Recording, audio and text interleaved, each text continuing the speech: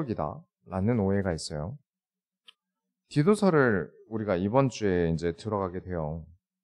이 디도서를 읽어본 분들이 대놓고는 말을 못하지만 익명으로 하는 말이 너무 율법적이에요. 은혜가 안 돼요.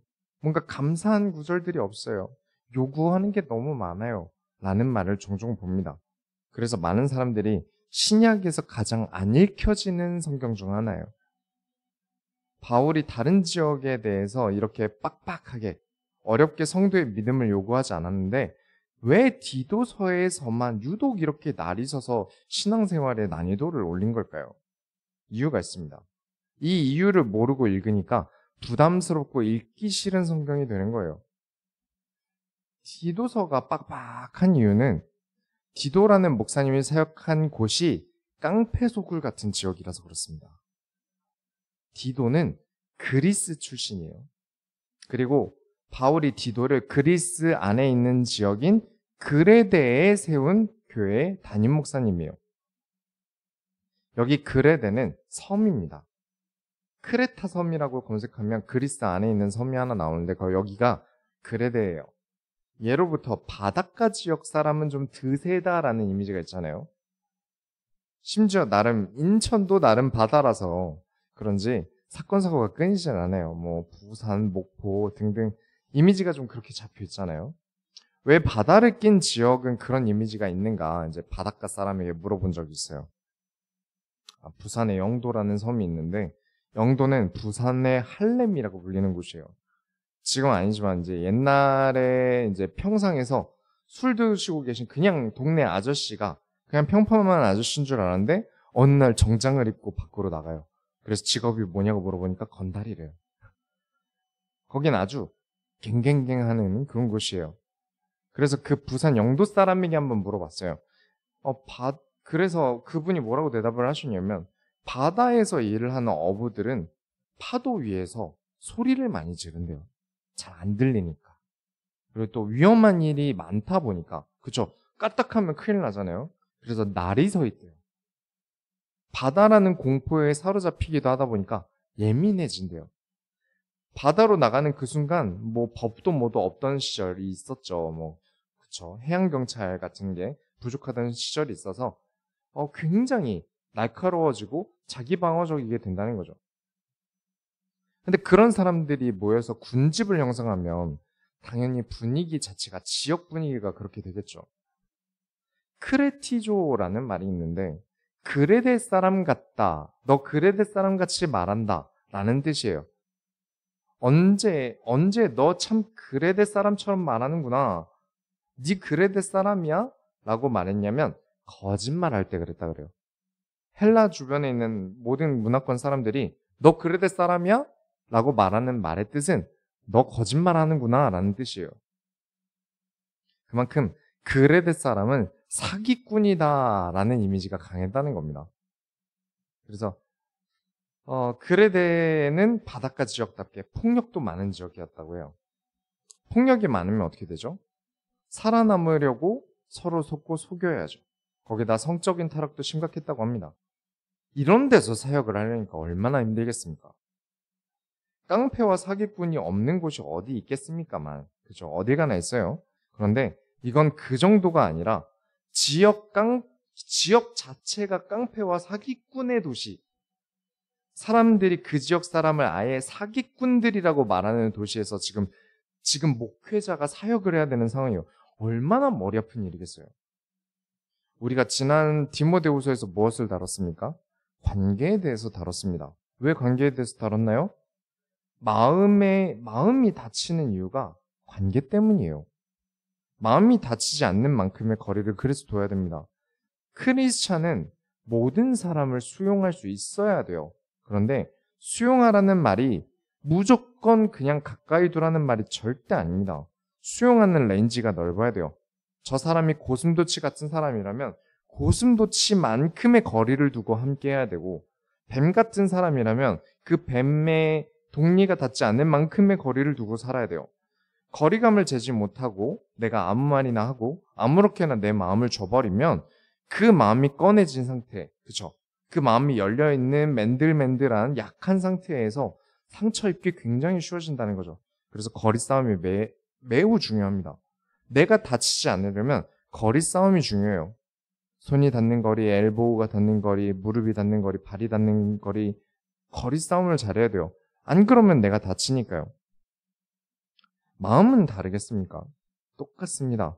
근데 무대뽀로 죽기 살기로 밀고 들어오는 사람이 있어요. 우리가 남이가 이러면서. 내가 아무리 밀려도 밀고 들어오는 사람들이 있어요. 마치 이번 주부터 다룰 디도서의 그레데 사람들처럼요. 우리는 이런 사람들에 대해서 어떻게 대처해야 될까요? 내가 아무리 거리를 두고 싶어도 밀어내도 자꾸 밀고 들어오는 사람들 어떻게 해야 될까요? 바울은 디도에게 이 사람들을 어떻게 다루길 당부할까요? 오늘 말씀을 함께 보시면서 우리가 쉽게 살아가려는 악한 길에 서는 게 아니라 아주 당연한 일들을 함으로써 더욱 성화되어지길 축원합니다. 본론으로 들어갑니다. 사람을 절제시킬 사람이 되셔야 돼요. 함부로 하지 못하게 막아설 수 있는, 절제시킬 수 있는 사람이 되셔야 됩니다. 4절부터 5절 보시면 같은 믿음을 따라 나의 참 아들 된 디도에게 편지하노니 하나님 아버지와 그리스도 예수 우리 구주로부터 은혜와 평강이 내게 있을지어다. 내가 너를 그레데에 남겨둔 이유는 남은 일을 정리하고 내가 명한 대로 각 성의 장로들을 세우게 하려 함이니. 디도서 1장에는 장로, 직분자에 대한 이야기가 많이 나옵니다. 이게 중요한 이유가 걷잡을 수 없이 피곤하게 움직이는 사람들이 많으면 많을수록, 감당 안 되는 사람이 많으면 많을수록 제대로 된 지도자를 세워야 됩니다. 다 감당 안 된다고 다 똑같은데 그 중에 사람을 세워서는 안 되는 거예요. 제가 겪어본 일 중에 제가 부교육자 때 진짜 심각한 양아치 하나를 교회 목사님이 주워 오셨어요. 사람을 주워 왔다는 표현이 좀 이상한데 제가 이 자리에서 무슨 일이 있었는지 다 설명하기 힘들지만 그 모든 과정을 생략해서 정확하게 표현하자면 주워 왔다가 딱 맞는 표현이에요. 몸무게는 140kg 정도 됐고요. 교회 건물 안에서 담배 피고요. 교회 옥상에서 담배 피고 그 담배를 옆 건물 옥상에 던져가지고 버리고 그래서 옆 건물 옥상에 불이 붙고 저는 새벽 기도를 나가야 되는데 얘는 새벽 4시까지 그룹 통화를 스피커폰으로 틀어놓으면서 소리 지르면서 통화를 해요. 거기다 덥다고 창문도 다 열어놨어요. 어느 정도였냐면 주변 건물들에서 민원 신고가 들어올 정도였어요. 그래서 제가 엄청 뭐라고 했어요. 얘를 제재를 시켜야 되니까요. 못 그러게 만들어야 되니까 혼내고 소리 지르고 했는데 그 친구가 뭐라고 하냐면 아니 담임 목사님도 저한테 뭐라 안 하는데 왜 전도사님이 저한테 뭐라고 해요? 그래서 목사님께 찾아갔어요. 저에게 권한을 주십시오. 아니면 쟤를 내보내십시오. 아니면 제가 나가겠습니다. 라고 말씀을 드렸는데 복음으로 수용해야지. 살려야 할 애한테 왜 화를 내? 혼을 내니? 복음으로 사람을 바꿔야지. 얘가 주일 성도들 다 있는데 팬티바람으로 돌아다녀요. 자기 늦잠 잤다고 이제 일어났다면서 씻는다고 팬티바람으로 돌아다니는데 그때마다 제가 뭐라고 하니까 이 나이가 많은 성도님들이 민철 전도사님이 고생하시고 있구나라고 이해해 주실 줄 알았는데 왜 우리 전도사님은 화가 이렇게 많으실까? 이게 그렇게 뭐라고 할 일일까? 저렇게 문제가 있는 애니까 우리가 이해해 줘야 되는 거 아닌가? 그 친구가 그 대포차, 그러니까 허위 매물이나 이런 것들 파는 그런 애들을 틈틈이 교회에 데려와서 예배 시간에 앉혀두니까 목사님은 좋아해요. 전도를 한다면서. 그리고 교회 여자애들은 굉장히 무서워하는 상황이에요. 얼마나 무섭겠어요. 등치 이만하고 막 문신이 이만큼 있는 애들이 우르르 왔다 갔다 하는데. 그런데 계속 복음으로 수용해야 된다고 그 얘기만 할 뿐이에요. 그런 일을 몇 달 겪으니까 제 몸이 완전히 무너졌어요. 하지정맥류에 허리 통증에 잠은 제대로 못 자서 사역도 제대로 못 하고요. 근데 자기들 힘든 거 아니니까 저만 힘들잖아요. 그러니까 목사나 직분자들은 복음으로 사랑으로 어쩌고 저쩌고 해요. 그런데 이후에 어떻게 되었냐면 저 빼고 그 교회 부교육자랑 목사들이 재밌는 일을 겪습니다. 전화 좀 잠깐 쓸게요 그러면서 친구랑 통화 좀 하게요 하면서 핸드폰을 빌려가는데 전 안 빌려줬거든요. 절대요. 제 물건 절대 손도 못 대겠습니다. 그랬는데 그 부교역자들이나 목사님 핸드폰을 가지고 빌려가서 현금 서비스 최대한도의 고리대금까지 해가지고 자기 통장으로 대출을 받았어요. 그 교회 목사 전도사들 핸드폰으로 최대한 땡겨서 대출을 받은 거죠. 그게 법적으로 신분증 제시 안 되고 되나 싶은데 역시 어두운 것은 어둡게 발달을 하나 봐요. 그래서 저 빼고는 다 그렇게 빚이 생기셨습니다. 그 양아치 애가 돈을 벌어서 돌려주겠습니까? 교회란 것은요, 유아실에 유아가 들어오려면요, 교회가 유아를 감당하려면 감당할 매트나 모유시설을 갖춰야 돼요. 장애인이 교회로 오려면 엘리베이터가 있어야 되고 문턱이 없어야 됩니다. 질이 안 좋은 불량 청소년이나 양아치들이 교회에 온다면 그 애들을 꼼짝 못하게 할 사람이 교회에 있어야 돼요. 이 얘기는 전에 노숙자에게도 말씀드린 적이 있는데 감당할 만한 인프라와 시설이 교회에는 있어야 되는 겁니다. 감당할 수 있는 것들이 있어야 돼요. 그렇죠? 병원도요. 너무 심각한 환자는 대학병원으로 보냅니다. 작은 병원에서 지금 여기서 못하니까 대학병원으로 가세요 합니다. 마찬가지예요. 감당할 수 있느냐 없느냐를 갖추고 있느냐가 중요한 거예요. 예배를 드린다고 해도 정상적인 사람이라고 해도 최소한 앉을 자리와 보면대 정도는 갖춰야 교회라고 할 수 있는 겁니다. 모든 것은 그만한 준비가 되어 있어야 되는 거예요. 단순히 사랑이니 봉사니 헌신이니 하면서 사실은 깊게 고민 안 해놓고 어떻게든 되겠지 라는 아니란 생각으로 교회를 바라보면 안 되는 겁니다. 그릇에 맞지 않는 것을 구겨 넣다 보면요, 봉지가 터져요. 그만한 용량 이상을 넣으면 그 봉투는 터집니다. 충분한 시스템이 준비되면 할 수 있는 것을 해야 되는 거예요. 그래서 디도에게 각 성마다 장로를 세우고 감독을 세워라. 그것도 아주 기준을 높게 잡고 세워라. 안 그러면 이 그레데 지역 사람들을 감당할 수가 없다. 그래서 기준이 뭐냐면 1장 6절에 책망할 것이 없고, 우리는 다 흠이 있어요. 그죠? 모든 인간은 다 죄인인 거 맞아요. 근데 이분법적이면 안 됩니다. 그 흠이 미세한 사람도 있고 도무지 감당 안 될 흠이 있는 사람도 있는 거예요. 좀 지식이 있는 사람은 이분법적이지 않습니다. 나쁜 사람 중에도 더 나쁜 사람이 있고요. 덜 나쁜 사람도 있는 거예요. 착한 사람 중에 바보같이 착한 사람도 있고요. 지혜로운 착한 사람도 있습니다. 무조건 보기를 1번, 2번, 좋다, 싫다, 악하다, 선하다, 이런 이분법적으로 나누는 건 굉장히 어리석은 행동이에요. 그런데 이런 사람들이 많아요. 요즘 학부모 문제가 터지니까 죄다 사람들이 다 학부모 문제래요. 세상 모든 학부모가 만악의 근원같이 얘기를 해요. 그러다 선생이 사고 한번 치잖아요. 그럼 또 우르르 모든 사람들이 다 선생이 만악의 근원이다, 스승이 없다, 난리가 날걸요. 선생 중에 악한 사람도 있지만 선한 스승도 있습니다. 학부모 중에 개념 없는 사람도 있습니다만 우리의 때려서라도 바르게 키워달라는 부모도 있어요. 그런데 학부모는 선하다, 선생은 악하다, 선생은 선하고 학부모는 악하다, 이런 식으로 이중적으로밖에 생각을 못해요. 어리석습니다. 그런데 이것보다 더 생각을 안 하는 집단이 있어요. 차라리 이분법은 1번, 2번이라는 생각할 보기가 2개라도 있지, 정답지를 그렇게 두고 있지, 아예 이성적인 판단을 안 하는 사람들이 있어요. 일부 크리스찬들이 그렇습니다. 내 느낌에. 느낌은 생각이 아닙니다. 이성을 거친 게 아니에요. 판단한 게 아닙니다. 내 느낌에 편하면 하나님이 주신 생각, 내 느낌에 불편하면 하나님이 주신 생각이 아닌 것, 그런 식으로 나오니까 죄를 지어놓고 사람들에게 우린 모두 죄인 아닙니까? 자기 눈에 들보를 보세요. 깨끗한 사람은 없습니다. 당신이 뭐라고 죄인을 비판합니까? 이런 식으로 나오는 걸 허용해줘요.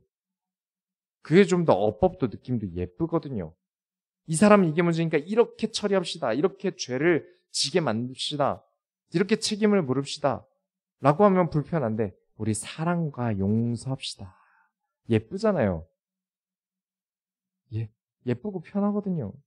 그러면 그렇게 하면 누가 죄인을 다룹니까? 진짜 문제 있는 사람을 다룰 사람을 똑같은 취급을 해버려요. 너도 나랑 똑같은 죄인 아니야 이러면서. 아까 말한 질 안 좋은 애들을 누군가는 제약을 주고 바로잡아야 돼요. 못 그러게 만들어야 되는데 그걸 바로잡으려는 사람마저 죄인 취급을 하면 어쩌자는 걸까요?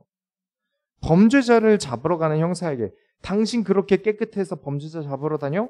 라고 말하는 게 말이 될까요? 그런데 교회는 그걸 허용하는 곳들이 많아요. 6절 다시 보시면 한 아내의 남편이며 방탕하다는 비난을 받거나 불순종하는 일이 없는 믿는 자녀를 둔 자라 할지라. 한 아내의 남편이며 그러니까 두 아내는 안 된다는 뜻이죠.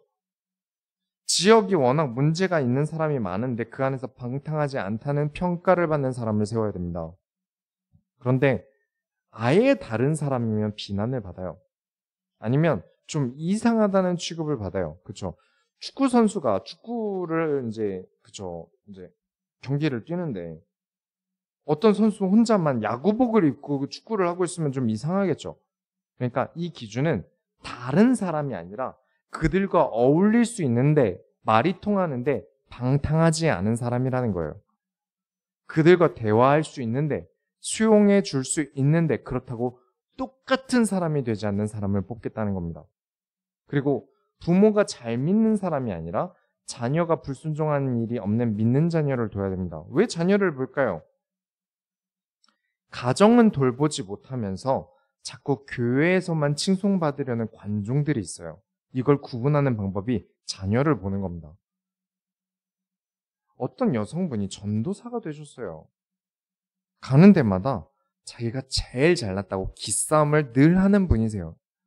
남편이 사업을 하니까 남편보다 못 버는 사람들 가서 무시하고 우리 가정은 하나님이 축복해서 이만큼 돈이 많다. 다른 교역자들이랑 맨날 기싸움하고 알고 보니까 대학도 안 나왔어요. 그것도 자격지심 때문에 끝까지 나온 척하고 거짓말하고 정작 전도사님인데 그 집 자녀들이 교회를 안 다녀요. 제가 알기로는 전혀 크리스찬이 아니에요. 근데 가는 데마다 시비를 걸고 다니니까 성도들이 당연히 싫어하죠. 그 전도사를 싫어해요.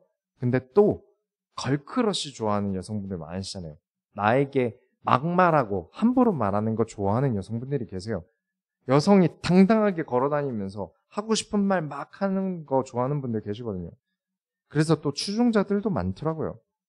그 사람이 교회에 세울 만한 일꾼인가 아닌가 판단하는 데 있어서 자녀를 보셔야 됩니다. 자녀가 없는 사람이면 모르겠지만 자녀가 있다면 유심히 봐야 돼요. 그게 교회에서 관종짓 하면서 전혀 신앙의 형태가 없는 사람을 구분하는 사람입니다.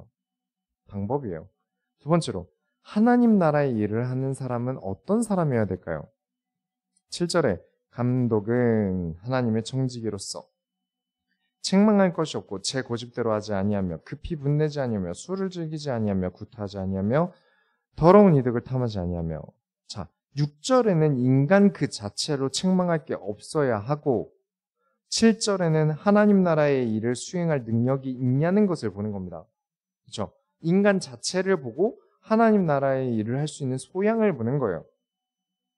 예를 들면 자, 전도사가 만약에 우리 교회에 전도사님이 계세요. 근데 엄청 음치에다가 설교도 도무지 무슨 말을 하는지 딕션이 너무 안 좋아요. 발성도 너무 안 좋아요. 그러면 안 되겠죠. 그렇죠? 목회자가 될 사람의 기본적인 소양은 있어야 될 거 아닙니까? 고치지 않으면 사람들에게 책망을 받을 거예요. 그래서 제가 만약에 그 전도사에게 발성을 가르치려고 하는데 자꾸 그 전도사가 목사님, 복음은 그런 거 아닙니다. 은혜로 되는 게 목회입니다. 하면서 끝까지 고치지 않고 제 고집대로 하면 어떻게 되겠습니까?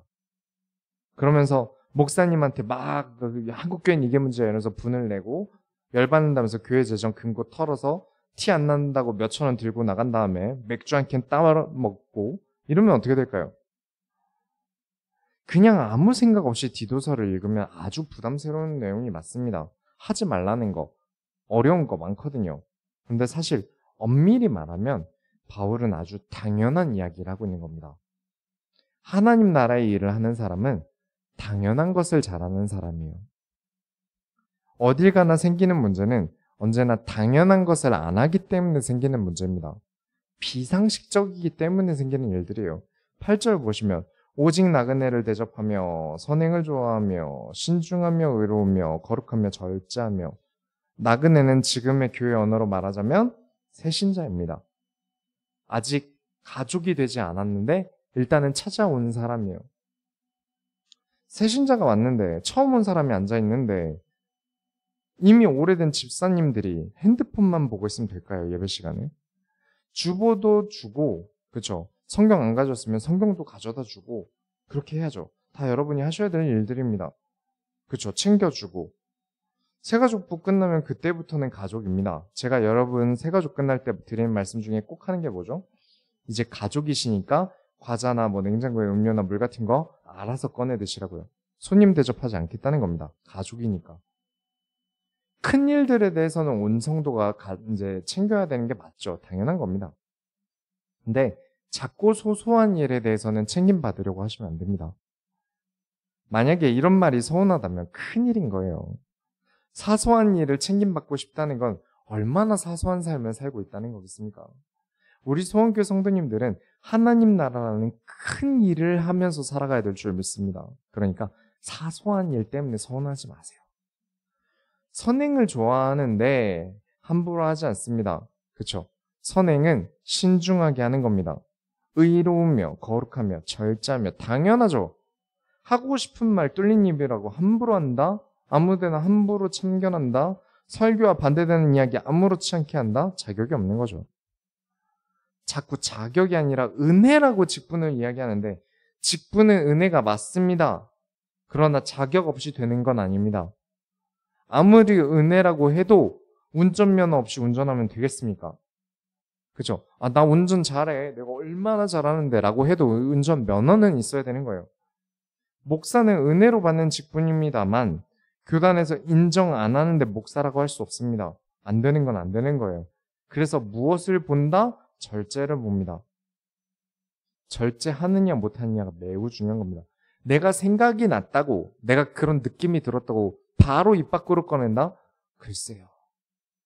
1장 9절에 미쁜 말씀의 가르침을 그대로 지켜야 하리니 이는 능히 바른 교훈으로 권면하고 거슬러 말하는 자들을 책망하게 하려 함이라.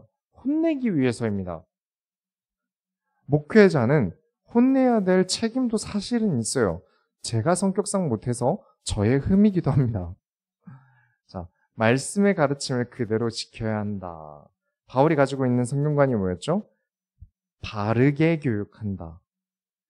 그리고 바른 게 무엇인지 교육한다. 성경을 가르치고 성경을 보면 불편합니다. 왜냐? 바른 자세는 불편해요. 거르고 싶을수록 불편합니다. 책망받는 기분이 들어요. 혼나는 기분이 들어요. 그죠? 설교 듣고 있으면 혼나는 기분이 들어요. 들으면 들을수록 내가 나쁜 사람 되는 것 같아서 불편해요. 그러나 그 불편함을 지나야 바르게 고쳐집니다. 그 불편함이 자연스러워질 때 고쳐졌다고 하는 겁니다. 의사는 습관을 고쳐주지 않습니다. 그래서 약이나 수술로 고쳐도 결국 또 아프게 될 겁니다. 성경은 삶을 바꿉니다. 삶의 자세를 바르게 고쳐요. 당장에 뭔가 신비한 무언가로 고쳐주지 않습니다. 그러나 말씀으로 지속하여 고쳐집니다.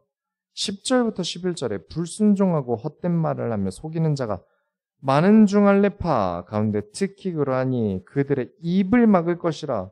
이런 자들이 더러운 이득을 취하려고 마땅하지 아니한 것을 가르쳐 가정들을 온통 무너뜨리는도다. 지난주에 말씀드렸습니다만 애매한 것은 어려워한다고 말씀드렸어요.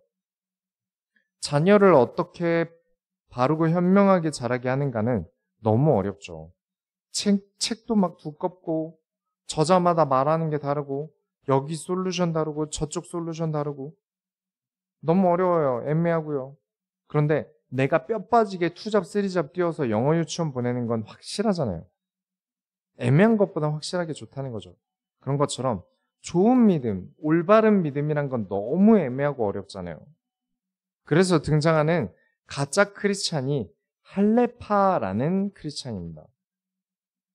구원은 그리스도를 믿는데 그것만 해서 되는 게 아니라 할례도 받고 유대인으로 시민권도 바꿔야 한다고 주장한 사람들이에요. 아무리 설명을 해도 몰라. 유대인으로 바꿔. 시민권 바꾸고 할례 받아. 유대인 전통도 계속 따라. 그러면서 예수 믿어야 돼. 그래야 구원받아. 라면서 활동하던 사람들이 할례파예요. 습관을 고쳐라. 삶을 돌아봐라. 말씀으로 살아라. 이런 건 애매하지만 어렵지만 할례 받아라. 너무 쉽잖아요. 시민권 바꿔라. 확실하잖아요.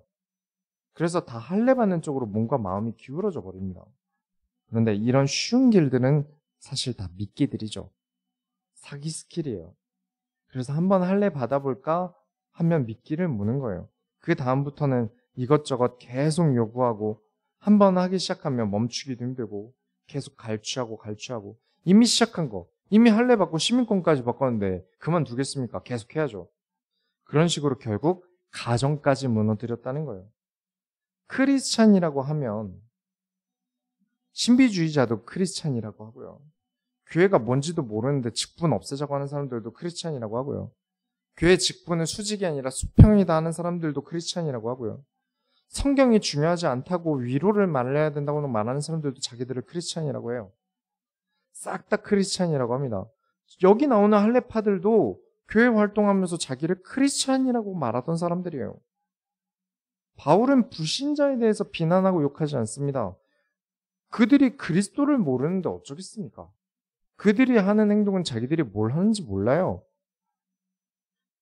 그들은 그리스도를 모르니까요. 그런데 자기를 그리스도인이라고 하면서 완전 말도 안 되는 거짓 교훈을 가르치는 것만큼에 대해서는 아주 적대랍니다.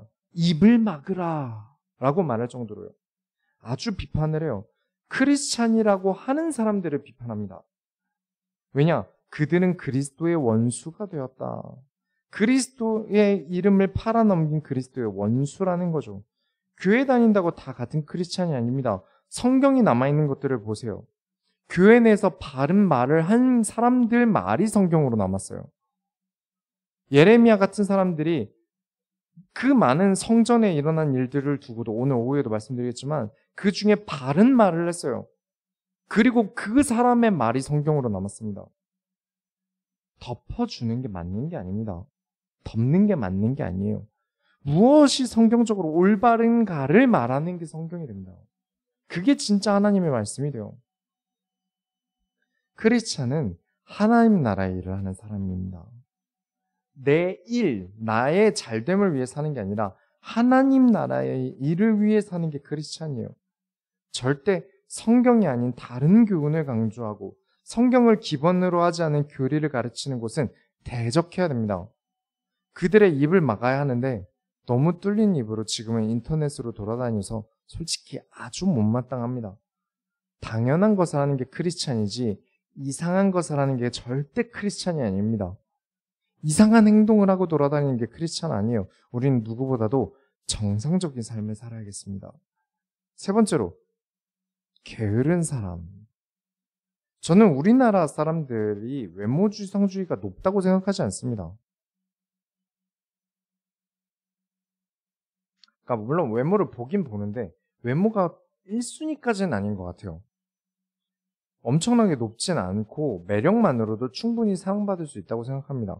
그런데 외모가 좀 낮은 건 괜찮은데 게으른 건 못 참는 것 같아요. 확실히. 게으른 것만큼은 용납 못하는 것 같습니다. 풍채가 커도 열심히 사는 사람은 리스펙합니다. 부자여도 이 사람이 얼마나 열심히 많은 것을 이뤄왔는가 보면 리스펙하게 돼요. 근데 아무 노력 없이 재산을 물려받고 나쁜 짓으로 물려받은 것은 사람들이 욕을 하더라고요. 합당한 노력을 선호하는 게 확실한 것 같아요. 그러면 게으른 사람을 가르칠 때, 내 자녀가 게으를 때 어떻게 해야 됩니까? 12절부터 13절에 그레데인 중에 어떤 선지자가 말하되 그레데인들은 항상 거짓말쟁이며 악한 짐승이며 배만 위하는 게으른 뱅이라 하니 이 증언이 참되도다. 그러므로 내가 그들을 엄히 꾸짖으라. 이는 그들로 하여금 믿음을 온전하게 하고. 보십시오. 사람으로 생각을 안 합니다. 이게 중요한 거예요. 사람의 말을 할 뿐이지 사람으로 생각하지 않습니다. 게으른 것과 것과 믿음이 어떤 관계가 있냐 싶겠는데, 그죠? 생각을 안 하는 사람들 많아요. 생각하는 것 자체를 그만둔 사람들 많아요. 내 느낌에로 살아가는 사람들 많아요. 본능으로 느낌과 후각으로만 살아가면 짐승밖에 안 됩니다. 게으른 것과 믿음이 어떤 관계가 있느냐 싶은데 진짜 관계가 깊습니다. 뭐냐면 귀찮은 것을 믿음으로 포장하려는 움직임이 진짜 많아서 그래요. 뭐 하나 하자고 하면 그게 무슨 구원과 무슨 상관이 있냐고 하고, 교회 찬양팀 연습하자고 하면 은혜로 하는 거지 무슨 연습까지 하냐고 하고, 진짜 많이 봤어요. 정말 많이 있는 일입니다. 게으른 사람은 자기 믿음을 게으름으로 커버치려고 하고 타인의 믿음도 왜곡시켜 버립니다. 은혜로 해야지, 노력은 인본주의다 라는 식의 말들을 대부분이 게으른 사람들이 교회에서 계속 어깨에 힘주고 다니고 싶어서 하던 말이라 제가 아주 잘 알고 있어요. 쉽게 말하면 게으른 사람이 교회 분위기를 망칠 수 있다는 겁니다. 교회를 망치는 주범들 중에 하나가 게으른 사람이라는 거예요. 힘을 내자, 함께 우리가 온 교회의 본이 되자 등등 교회가 나아갈 방향에 자꾸 제동을 걸어요.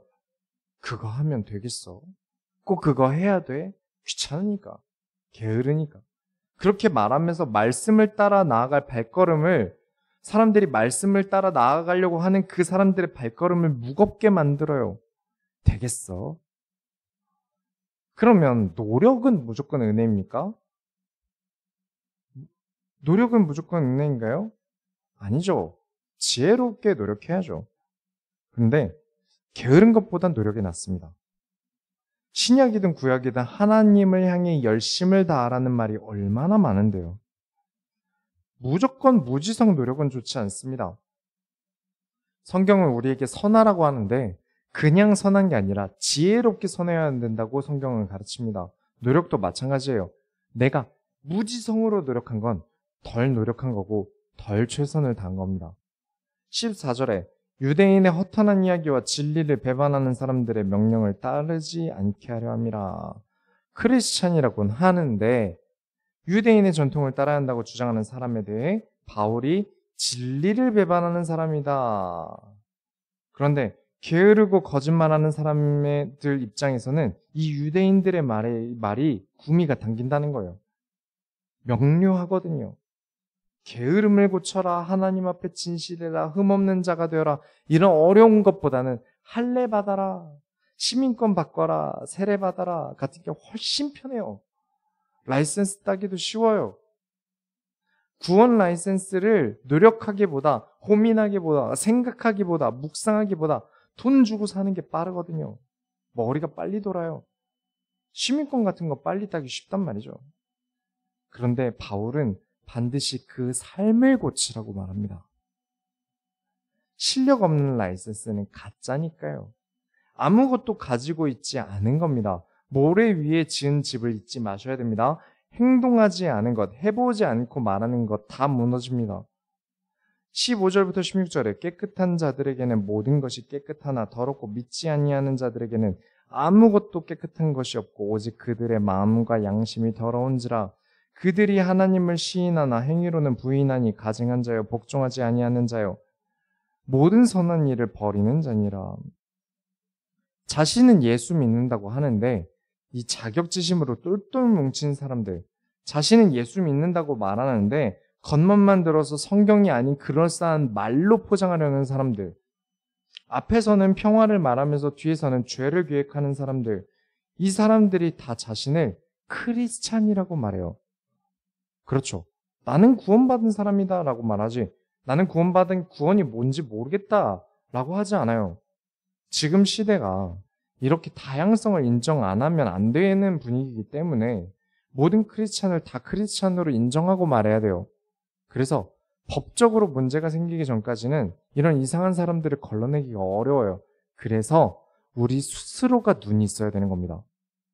이런 자들을 걸러낼 눈을 내가 키워야지 어떤 기관에서 이단 사이비 찍는 거 기대하시면 안 돼요. 이젠 아마 안 찍을 겁니다.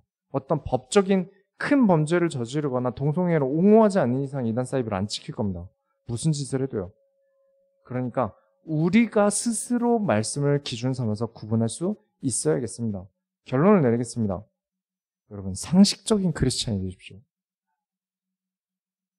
사실 진짜 디도서를 면밀하게 살펴보면 당연한 것을 우리에게 요구하는 거지 엄청 어려운 걸 우리에게 요구하는 게 아닙니다. 당연한 것을 안 하고 당연한 것을 못 하니까 문제인 거죠. 7절대로 우리 아무도 방탕하지 않잖아요. 고집 부린다고 교회를 어지럽히고 계시지도 않잖아요. 구타하십니까? 당연히 없죠.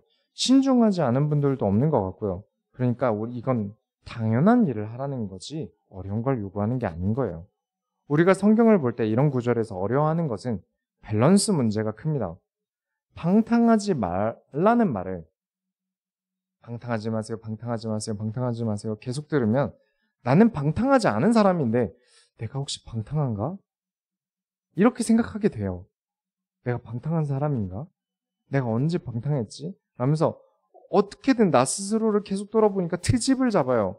어제 꿈을 꿨는데 좀 야한 꿈을 꾼 걸 보니까 나는 무의식적으로 방탕한 사람인가 봐. 이러면서 잘못 파고드는 게 있어요. 그러다가 진짜 이상한 사람이 되는 겁니다. 우리는 미친 생각이 원래 돌아요. 무의식이란 건 그런 거예요. 그러다가 선을 넘을 것 같으면 의식으로 내가 잡아 끌어내리는 겁니다. 그래서 수등주행이라고 말씀을 드리는 거예요. 그걸 안 하니까 진짜 이상한 사람이 됩니다. 아예 대화 자체가 불가능한 사람이 돼요. 저 방탕하고 무질서하고 죄악이 많고 게으른 그레데 섬에서 인정받는 사람이 되려면 이 사람들과 대화도 되고 이 사람들 입장에서도 같은 우리 그레네 사람이라는 생각이 들었는 사람이어야 됩니다. 아예 다른 사람이 아니라 나보다 나은 사람이라는 평가를 받으셔야 됩니다. 그게 중요한 거예요. 다른 사람이 아니라 나은 사람이 되셔야 됩니다. 그게 크리스찬이에요. 저 사람은 나랑 1부터 10까지 다른 사람이야. 같이 못 있겠어. 가 아니라 저 사람은 나보다 1부터 10까지 더 나은 사람이야. 내가 보고 배울 게 있는 사람이야. 라는 사람이 되셔야 돼요. 물론 우리가 모든 사람을 만족시킬 수는 없죠. 저도 모든 사람에게 나은 사람이라는 평가를 듣지 못합니다. 하지만 알면 알수록 나보다 나은 점이 있는 사람이다 라고 여겨지고 싶어요. 그러려고 항상 노력해요. 그렇죠? 알면 알수록 별로다. 그 사람이 크리스천이어야겠습니까? 보면 볼수록 진짜 별로야, 저 사람. 그러면 안 되죠. 보면 볼수록 저런 사람이 크리스찬이구나. 배울 점이 있구나. 그래서 교회 다니는구나. 그래야 되는 게 맞지 않겠습니까? 여러분, 우리는 그렇게 당연한 것을 하는 사람들이요. 크리스찬은 당연한 것을 하는 겁니다. 우리가 정말 마르고 닳도록 이야기했는데 교회에서 인간관계는 수직입니까? 수평입니까? 수직입니다. 수평적 관계 아니에요. 그럼 성경이 말한 어른들을 공경하고 이런 것들 다 빼야 돼요. 그런데 그 수직의 그 폭이 얇아요. 과한 대우 받으면 안 됩니다. 수직이라고 하면 막 목사님 신처럼 섬겨야 되고 목사님이 이번에 우리 교회 뭐가 필요하니까 돈 모집사 얼마 가져오세요. 막 이런 거 하면 다 가져오고 이런 식으로 받아들일 수 있는데 그런 사람들 입장에서는 수평이란 말을 더 선호할 텐데 그게 아니라 회사에 가도 내가 배워야 하는 상급자가 있어요. 모든 운동엔 코치와 감독이 있어요. 그 사람들을 내가 리스펙하고 그 사람들의 말을 듣지 못하면 못 배우고 패배하는 겁니다. 어려워져요. 그러면 교회의 목사와 성도의 관계는 수직이어야 합니까? 수평이어야 합니까? 그런 면에서 가르침을 받고 가르침을 주는 면에서 수직이어야 되는 거죠. 그런데 목사가 도무지 수직으로 두기에는 못마땅하면 어떻습니까? 성경 맨날 틀리지, 말하는 내용도 완전 시대착오적이지, 성경에 대해서는 깊이가 없는데 계속 소리 질러가면서 에너지 채우시는 분들이 있어요. 별 내용 아닌데 으악 하면서 있어 보이게 에너지 채우는 분들이 계세요. 그럼 어떻게 됩니까? 그런데도 수직 관계를 주장해야 될까요? 그땐 아닌 겁니다. 그 직분에 맞는 실력이 있어야 되는 거예요. 그 직분에 맞는 모습이 있어야 되는 겁니다. 이건 당연한 거예요. 같은 사람이지 라면서 그럼 이해받아야 되는 게 아닌 겁니다. 코치가 실력이 없으면 잘리는 거고요. 상사가 실력이 없으면 언젠가 후배들에게 역전당하는 겁니다. 목사라는 직분도 당연히 그래야 된다고 생각해요. 저는 신천지를 매우 싫어합니다. 정말 싫어요. 신천지가 크리스찬들에게 기독교 사회에 끼친 악영향이 너무 커요. 새 가족이 오면 반갑고 희망이 생겨야 하는데 혹시 신천지 아닐까? 라는 걱정부터 생기게 만들었어요. 그런데 신천지 때문에 드러난 게 하나 있어요. 신천지 사람들이 교회에 파고들어서 성경에 대해서도 막 박식한 척하고 가르치면서 그 교회의 목회자가 무지하면 그 교회 교인들을 뺏겼다는 거예요. 우리 목사님이 무지함이 드러났기 때문에 그 교회 성도들을 신천지에 뺏겼다는 겁니다. 물론 다 그런 건 아니지만 그 중에 목사님이 너무 목회를 신경 쓰지 않고 아무 말이나 해도 성도들은 앉아있을 거라고 쉽게 생각하시던 분들이 신천지에게 많이 당했어요. 어차피 남아있을 거야. 이 노인네들 뭐 어디 가겠어. 뭐 이 사람들 여기서 이미 10년, 20년 있었는데 딴 교회 가겠어. 이러면서 목회도 신경 안 쓰고 설교에도 에너지를 쏟지 않고 그러다가 신천지에 많이 당하셨다고 하더라고요. 그러니 목회자는 그만큼 멈추지 않고 계속 성장해야 되고요. 나는 날마다 죽노라 하면서 새로워지려고 하셔야 됩니다. 계속 더 나아지려고 하는 거죠. 성도들도 마찬가지입니다. 불신자와 신자는 달라야 돼요. 성경 들고 있는 사람과 안 들고 있는 사람은 달라야 됩니다. 거기다가 크리스찬이라고 해도 다 똑같은 크리스찬일 수 없어요. 당연한 일을 하지 않고 자꾸 이상한 행동하면서 크리스찬이라고 하면 그건 바울이 인정하지 않는 크리스찬입니다. 우리는 세상이 원하는 지극히 당연한 일을 하는 사람입니다. 게으르지 말라고 하는 거 당연한 겁니다. 방탕하지 말라는 거 당연한 겁니다. 한 아내의 남편이어야지 두 아내의 남편이면 절대 안 되는 겁니다. 구타하지 말라는 거, 더러운 이득을 탐하지 말라는 거 당연한 겁니다. 우린 이런 당연한 것을 지키고 있잖아요. 우린 당연한 것을 하면 되는 거예요. 지금까지 해오던 대로 당연한 것을 하는 게 크리스찬입니다. 성경은 우리에게 당연한 것을 요구하고 있어요. 세상이 욕먹는 사람들은 당연한 것을 하지 않기 때문에 욕먹는 거고요. 크리스찬들이 개독교라고 욕을 먹는 이유도 당연한 것을 안 하고 이상한 행동을 보여주니까 욕을 먹는 거고요. 저와 여러분이 당연한 행동을 하면서 하나님 나라의 일을 이루어감을 기억하시기 바랍니다. 우리가 하나님의 손을 열어드립시다. 하나님 감사합니다. 우리가 어려운 것을 하는 것이 아니라 당연한 것을 이루어가면서 세상의 빛이 됨을 세상에 증명하게 하여 주옵소서. 살아계신 예수 그리스도의 이름으로 기도드렸습니다. 아멘.